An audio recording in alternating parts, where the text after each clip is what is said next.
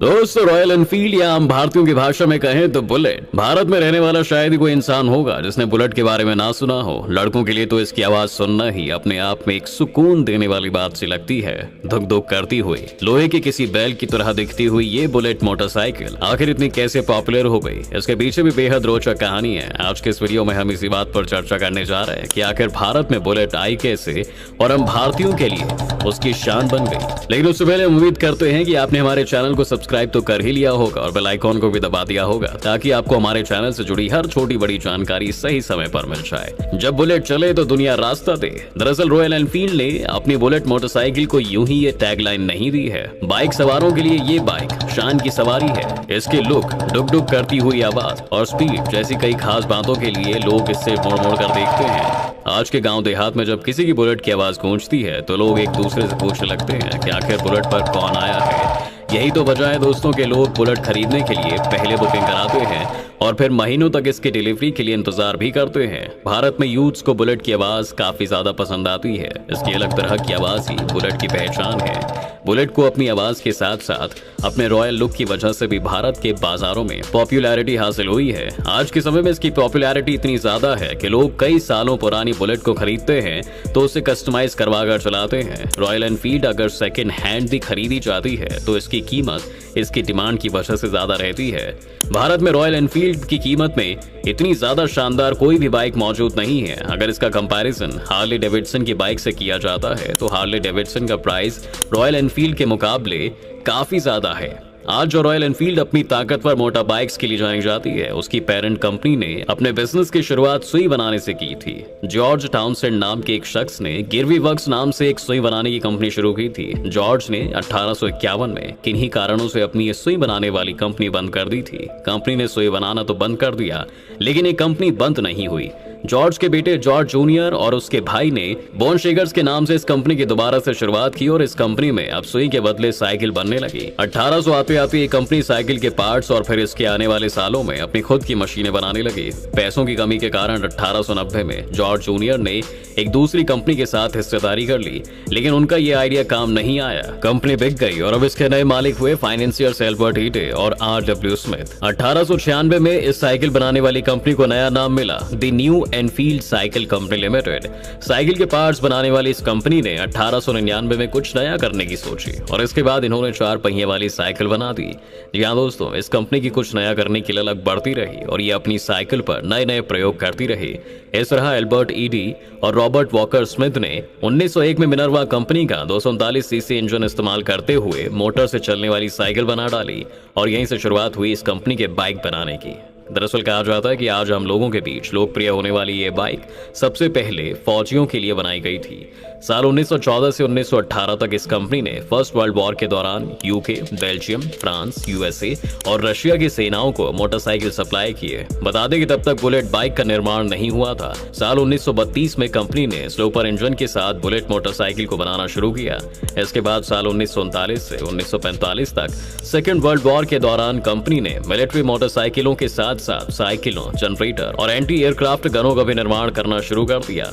इनमें सबसे मशहूर फ्लाइंग फ्ली थी, जिसका इस्तेमाल पैराशूट और ग्लाइडिंग सैनिक करते थे। अब तक बुलेट बन चुकी थी, लेकिन भारतीयों के बीच अभी तक इसको कोई खास पहचान नहीं मिली थी। और भला मिलती भी कैसे, क्योंकि अभी तक भारत गुलामी के जंजीरों से बंधा हुआ था और हर तरफ सिर्फ गरीबी और भुखमरी ही थी। ऐसे में एक सामान्य भारतीय के लिए बुलेट तो छोड़ो, किसी दूसरी मोटरसाइकिल की कल्पना करना भी बहुत बड़ी बात लगती थी। इन सब चीजों के बावजूद अगर उसके भारत में आने की बात करें तो रोचक सी बातें जानने को मिलेंगी दोस्तों। आज जिसके दरवाजे पर बुलेट बाइक खड़ी होती है उसे लोग अमीर मानते हैं, लेकिन एक समय भारत सरकार ने इस बाइक को सेना के लिए मंगवाया था। दरअसल भारत सरकार को बॉर्डर की निगरानी के लिए सैनिक बाइकों की जरूरत थी। इस जरूरत को पूरा करने के लिए सरकार ने 1954 में सेना के लिए रॉयल एनफील्ड को 800 बाइकों का ऑर्डर दिया था। भारत सरकार को बुलेट इतना भा गई थी कि उन्होंने 1955 और 56 में फौजियों के साथ साथ पुलिस के लिए भी बुलेट्स की मांग कर दी। हालांकि रॉयल एनफील्ड के लिए इतनी बड़ी मांग पूरी करना आसान बात नहीं थी। इन्होंने सरकार की पहली डिमांड ही बड़ी मुश्किल से पूरी की।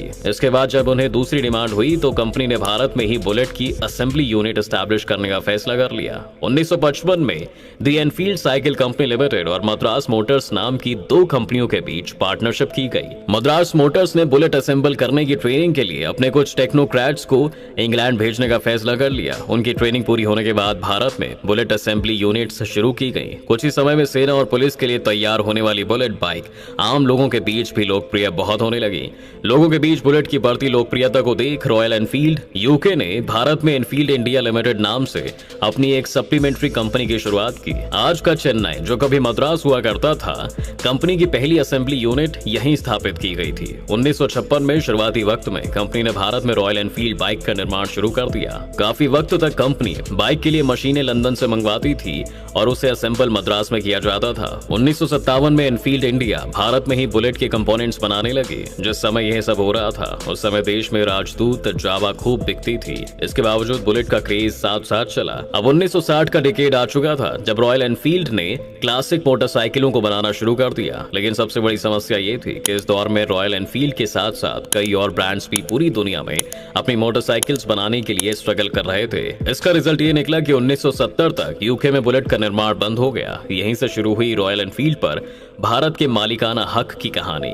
दरअसल ब्रिटेन में ये कंपनी बंद होने के बाद इसकी एक इंडियन सब्सिडियरी कंपनी ने इसे अपने अंडर में ले लिया। 1990 में आयशर ने एनफील्ड इंडिया में 26% हिस्सेदारी खरीदी। कंपनी पहले ही इस बाइक की वजह से बोझ तले दबी थी। उसके ऊपर 1990 में हीरो होंडा की CD100 बाइक के आने से रॉयल एनफील्ड को एक और झटका लग गया और एक तरह से कहा जाए तो बुलेट बाइक उस समय बाजार से बाहर हो चुकी थी। लेकिन इसी दौरान एक शख्स ने मसीहा बनते हुए इस लंगड़े घोड़े पर दांव खेला और बाजी मार ली। और इसकी भी एक बहुत बेहतरीन कहानी है दोस्तों। दरअसल आयशर जो पहले इस कंपनी में हिस्सेदार थी उसने 1994 में इसे खरीद लिया। साल 2000 में आयशर ग्रुप को भी रॉयल एनफील्ड में घाटा उठाना पड़ा। 20 करोड़ घाटा सहने के बाद इस ग्रुप के मालिक विक्रम लाल के पास रॉयल एनफील्ड को बेचना या बंद करने के अलावा कोई रास्ता नहीं बचा था। लेकिन कंपनी बंद होती इससे पहले एक शख्स ने इसे फिर से खड़े करने का जिम्मा उठाया और ये शख्स थे खुद विक्रम लाल के बेटे सिद्धार्थ लाल। उन्होंने एडमिनिस्ट्रेशन से कंपनी को घाटे से निकालकर मुनाफे में लाने के लिए 24 महीने का समय मांगा। सिद्धार्थ की मांग मान ली गई और उन्हें इसका हेड बना दिया गया। उन्होंने इस बुलेट को युवाओं की पसंद के हिसाब से बनाने के ऑर्डर दिए। उनके इन कड़े फैसलों से ही एनफील्ड को दूसरा जन्म मिला और उनकी ही कोशिशों की वजह से आज हम रॉयल एनफील्ड को इतना पसंद करने लगे हैं।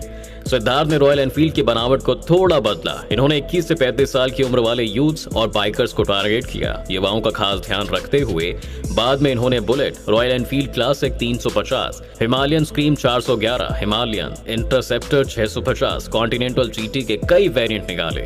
इनमें रंगों का भी खास ध्यान दिया गया। सिर्फ 2 साल में सिद्धार्थ ने इसे फिर से मार्केट में खड़ा कर दिया। साल 2012 में 81,000, 2013 में 1,23,000 और 2018 में 3,54,000 मोटरसाइकिलें बेची गईं और इस साल royal Enfield motorcycle of the year चुन ली गई। साथ ही इसने साल 2015 में सेल्स के मामले में हार्ले डेविडसन को भी पीछे छोड़ दिया था। साल 2021 से 22 में रॉयल एनफील्ड की 5 लाख से ज्यादा बाइक बिकी।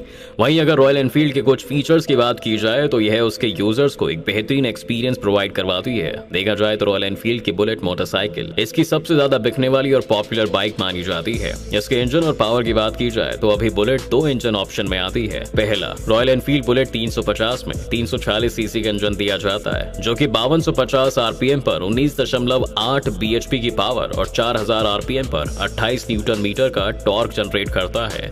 दूसरा, रॉयल एनफील्ड बुलेट 500 में 499 सीसी का इंजन दिया गया है दोस्तों, जो कि 5250 आरपीएम पर 27.2 bhp की पावर और 4000 आरपीएम पर 41.3 न्यूटन मीटर का टॉर्क जनरेट करता है। दोनों ही इंजन 5 स्पीड गियर बॉक्स से लेस होकर आते हैं। तो इस तरह से रॉयल एनफील्ड की ये सभी बाइक्स हम भारतीयों के दिलों पर छा गई और लगभग हर किसी की पहली पसंद बनकर सामने उभर कर आई। बहरहाल, आपको रॉयल एनफील्ड की कौन सी बाइक पसंद है, अपनी राय हमें कमेंट बॉक्स में देकर जरूर बताएं। इसी के साथ आपको हमारी वीडियो पसंद आई हो तो इसे लाइक जरूर करें और अपने दोस्तों को भी शेयर करना ये बिल्कुल ना भूलें।